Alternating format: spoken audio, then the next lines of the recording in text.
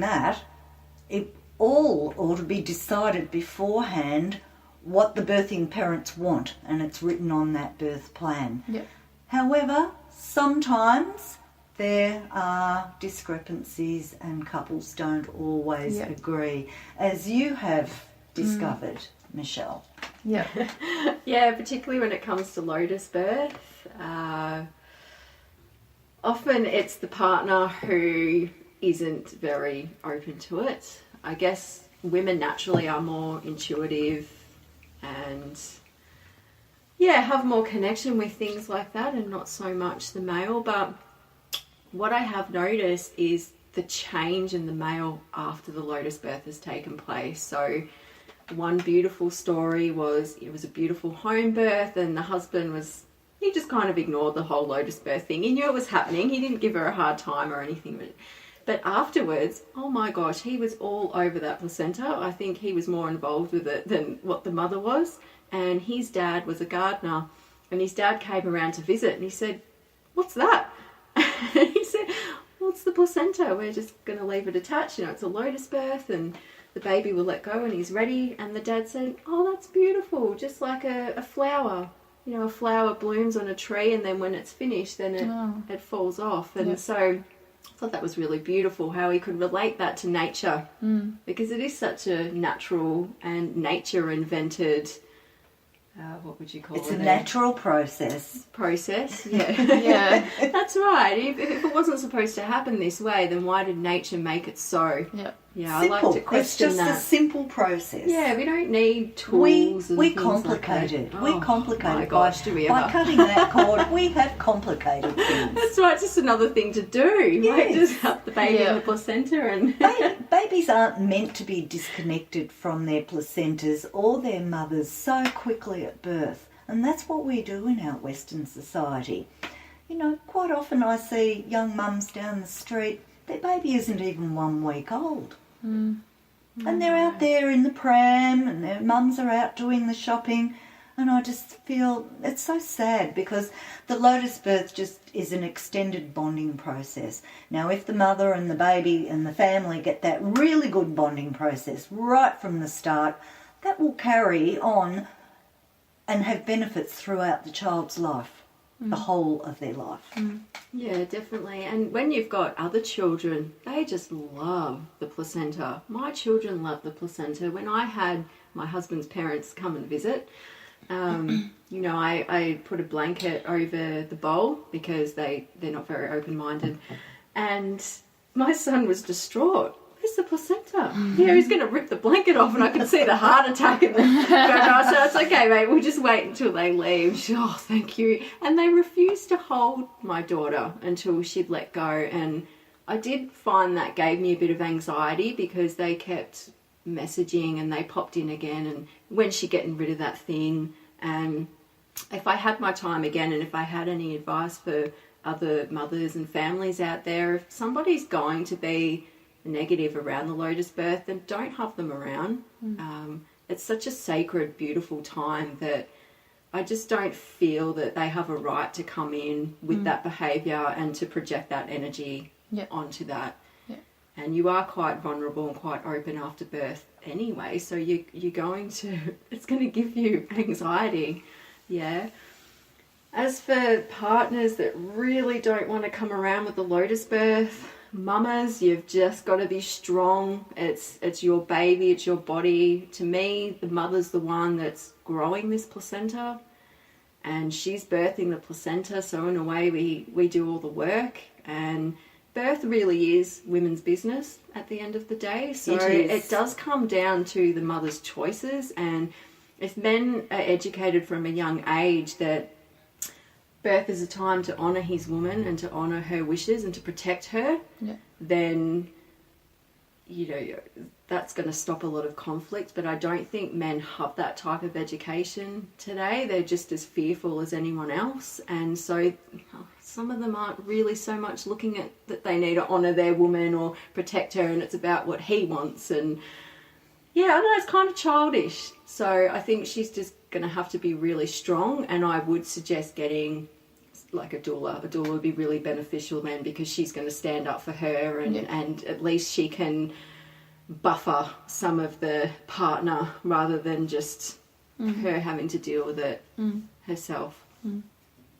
So at one of the experiences that I've had in a Lotus Birth, the placenta is usually born within 30 minutes, sometimes an hour.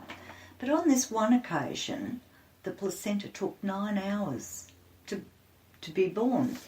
And the reason for it was that the mother was disturbed. Not long after the birth, she had a beautiful water birth at home. It was lovely. However, her stepson was present at the birth, along with her little son as well. And the stepson's mother had to come and pick him up to take him to school. The baby had been born that morning. The mother came before, the other mother came before the placenta was born, and she didn't knock on the door, she came around the back, but the new father had to go around the back to see his ex-wife and hand the little boy over. And then when he came back in the room, that had created a disruption between the mother who had birthed and her partner, because her partner had been out talking to his ex-wife. So that was a really big disruption. And it wasn't until the father went into the room, apparently said a prayer and gave his wife a big kiss, and then the placenta was born. But it took 9 hours. There was a 9-hour gap in between. And I've even heard that it can take longer, 24 hours, until the placenta has been born. You're so right, Sandy. I've noticed a bit of a common trend that if there is any sort of complication or holding on with the placenta, that the mother and father to the baby, that their relationship isn't a good one. And I've spoken to women about that too, and they've thought back to their birth and they said, you're so right. Like blah, blah, blah about my partner, and this happened, and or their placenta had, broken away and it didn't come out whole. And so I guess, again, it just comes back to a little bit of my theory on the family tree energy of the energy of that placenta. And that's a really, obviously, the two people that conceive the baby is going to be, I guess, the trunk of that tree. Yes, yeah.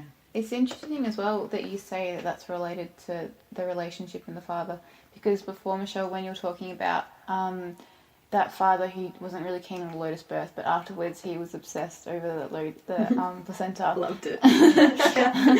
I'm just curious about sort of like that balance between the masculine and feminine energy as well, and how that relates to the attachment between the placenta and the baby and the pulling away with the placenta. And do you know what I'm kind of getting at there?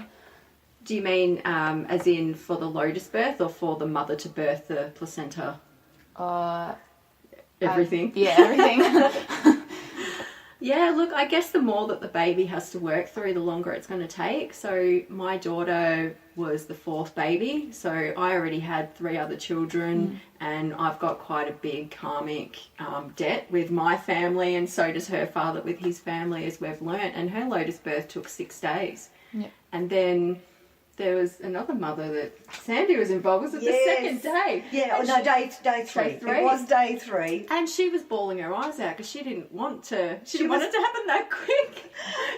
Mums seem to think that these Lotus Births are their own, and they forget that it's their baby's Lotus Birth, and they just want it to go on. They all want a 10-day Lotus Birth, the mums.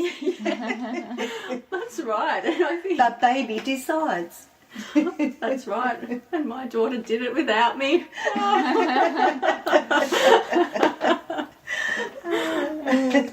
It's interesting. We'll go on to a whole different topic there.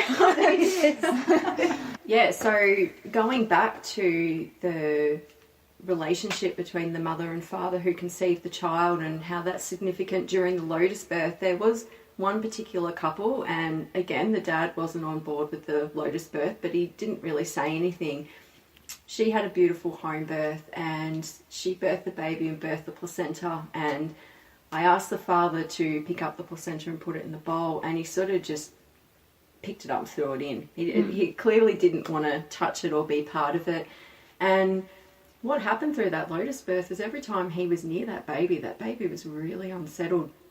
And by day 3, he was, I guess, kind of having a go at the mother, saying that clearly the baby is unhappy with it attached. The belly button looks red. He thought the baby was in pain, and can't we just cut the thing? And so I came around for a visit and we had a chat, and yeah, baby wouldn't settle. And then he left the room and baby settled.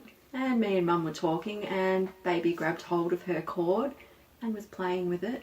And it just pulls you in. You just stopped. And this baby was just doing something. You could feel it, and the mum's going, oh, I wish he was here to see this.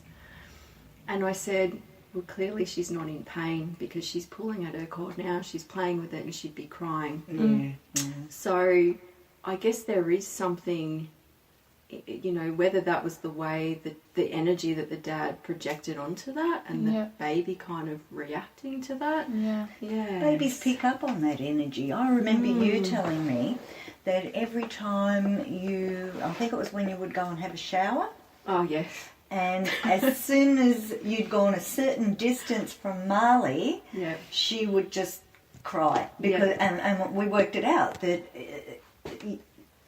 it was out of your aura. She was out of your aura. You'd moved away. 100%. And my husband had to hold her just at the door, so she was happy. And we tested it time and time again. He'd creep really slowly, and there was this certain point just before the next bedroom where she'd stir and grunt, and he's like, how does she know every time? Wow, it's amazing. She can feel it. So thank you for coming and talking with us today, Sandy and Michelle, and spreading this information out there. I think it's definitely, like you said, not many people or mothers know that this is out there, and a lot of hospitals don't accept it, or midwives and doctors and stuff don't even know about it. So it's good to spread this information and to let mothers know how they can go about advocating for themselves as well, so that they can get this. If anyone is interested in contacting either Sandy or Michelle about having them as a doula, or if they just have any general questions, feel free to email me at emily.speakyourtruth@gmail.com, and I can get you in contact with them.